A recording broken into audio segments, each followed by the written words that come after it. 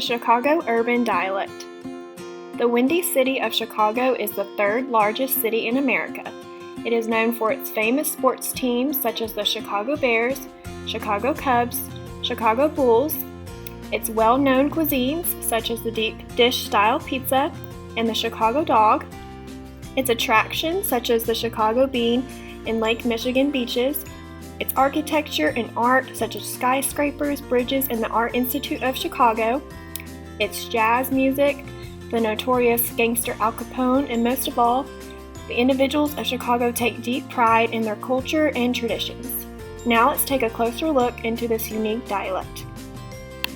According to a Chicago native associated with allocation, linguists classify the Chicago dialect as one of several types of inland northern English, also known as the Inland North dialect or the Great Lakes dialect.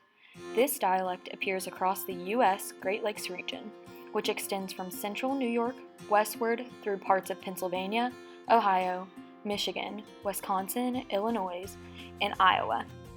Edward McClelland, a contributor to the Chicago Reader, says, "The city's basic speech patterns were brought here in the 1830s by Yankee pioneers from western New England and upstate New York. The Yankees settled the lower Great Lakes, establishing a dialect region known as Inland North, stretching from Rochester to Milwaukee. From them, Chicago got its nasal timbre and the pronunciations that evolved into the northern city's vowel shift, a 20th century linguistic movement that has resulted in such distinctive Midwestern pronunciations." According to the U.S. Census, Chicago is composed of 49.4% white Americans and 30.1% African Americans. The Chicago dialect is not heard as much these days compared to during the 20th century due to the working class not being as predominant. It is greatly diminished due to white people moving away, ethnic diversity, and globalization.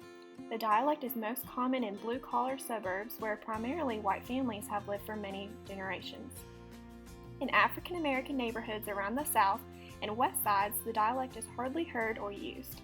The Midwest part of the nation experiences the most segregated cities, and therefore there is a wide separation of black and white dialects.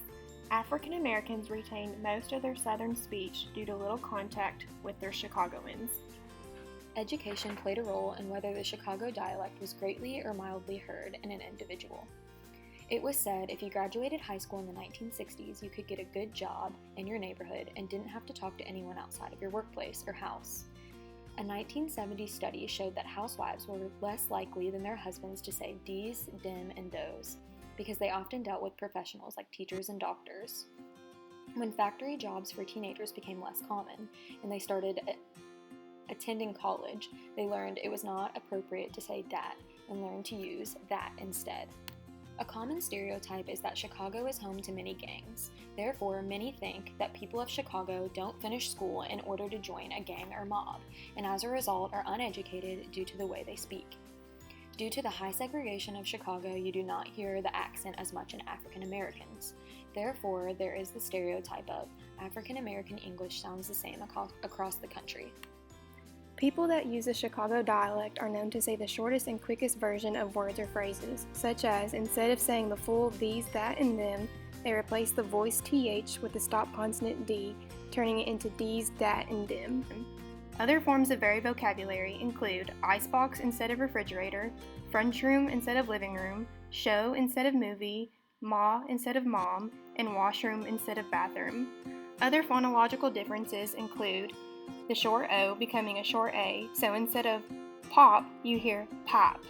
The short U becomes a ah, so instead of but, you hear bought. The CTU becomes a cha, so instead of picture, you hear picture. The double T becomes a double D, so instead of little, you hear lidul. The TH becomes a T, so instead of three, you hear tree. The Chicago urban dialect is not a substandard form of English. A dialect or an accent are only a communication difference and not a communication disorder. It has a bit of a drawl, but as you come up and through Indiana and Chicago, you start to get that Midwestern sound. Chicago. Cat, yeah. Car. Whose car? Is that your car? Considering what is going on phonetically with the pronunciation patterns of the dialect in the video, you can see he mentions the word car. In standard English, the script A is used, but in the Chicago urban dialect, you hear the ah sound from the open O. Instead of car, you hear ka.